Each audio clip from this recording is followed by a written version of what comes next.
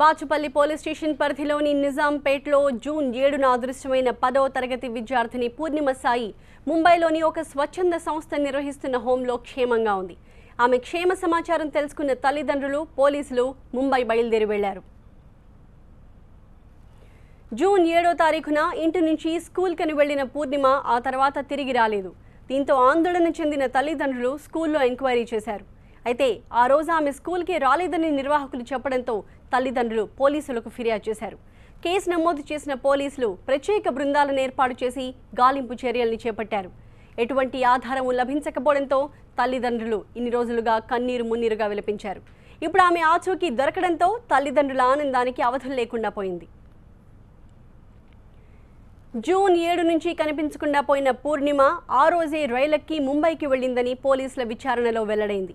ముంబైలోని ఒక లాడ్జ్ ముందు పూర్ణిమ తచ్చాడుతుండగా ముంబై పోలీసులు ఆమెని పట్టుకుని ప్రశ్నించారు. తన పేరు అనికాశ్రీ అని, తల్లిదండ్రులు చనిపోయారని ఆమె పోలీసులతో చెప్పింది. సొంత ఊరు హైదరాబాద్ని కాకుండా వేరే పేరు చెప్పింది. పోలీసులు ఒక స్వచ్ఛంద సంస్థ ఆధ్వర్యంలో నడుస్తున్న హోంకి ఆమెని తరలించారు. పోలీసులు, స్వచ్ఛంద సంస్థ నిర్వాహకులు ఆమెను ఎంతగా ప్రశ్నించినా పూర్ణిమ వారికి నిజం చెప్పలేదు. అయితే కొన్ని రోజుల క్రితం ఏవో కారణాల వల్ల అదే హోంలో మరో తెలుగు బాలిక చేరింది. ఆమెతో పూర్ణిమ మాటలు కలిపింది. తనది హైదరాబాద్ అని, ఇంటి నుంచి పారిపోయి వచ్చానని ఆమెకు చెప్పింది. హోం నిర్వాహకులు వెంటనే పోలీసులకి సమాచారం ఇచ్చారు. అక్కడి పోలీసులు హైదరాబాద్ నుంచి పారిపోయి వచ్చిన ఒక బాలిక తమ సంరక్షణలో ఉన్నట్టు ఇక్కడి పోలీసులకి తెలిపారు.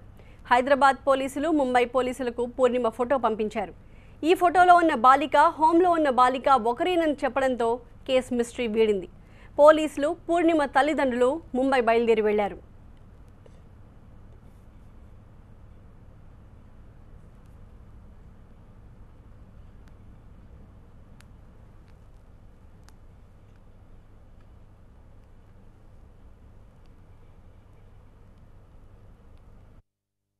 ఏడో తారీఖు నాడు మిస్ అయినటువంటి పూర్ణిమ సాయి కేసు సుఖాంతమైంది. ఈ రోజుతోటి అమ్మాయి ఈరోజు దాదాపు ఒక దగ్గర ఉన్న డోగిలో ఆశ్రమం ఉన్నట్టు మాకు తెలిసింది.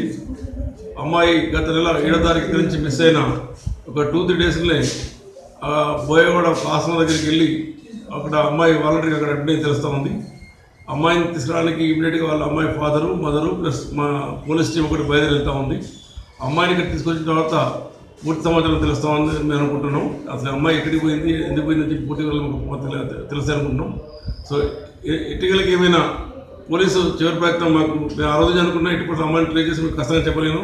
సో అమ్మాయి ఇటువంటి మాకు దొరుకుతుంది నమ్మకం, మాకు ప్రకారం నమ్మకం ఉండే అమ్మాయి ఈరోజు దొరికినందుకు అమ్మాయి తల్లిదండ్రులకు, మా టీమ్స్ అందరికీ కూడా, మా సిపి గారు ఈరోజు దీన్ని మొదటి నుంచి ఫస్ట్ డే నుంచి ఈరోజు వరకు కూడా ఎవ్రీ మినిట్ ఆయన పర్సూ చేస్తాం ఈ కేసు విషయంలో. సో ఈరోజు అందరి కష్టఫలితం అమ్మాయి ఈరోజు దొరికింది. సో తల్లిదండ్రులకు కూడా అమ్మాయిని మేము రేపు ఎటువంటి మార్నింగ్ రేపు మధ్యాహ్నం అమ్మాయిని హ్యాండ్ ఓవర్ చేస్తాం. సో ఇద్దరితో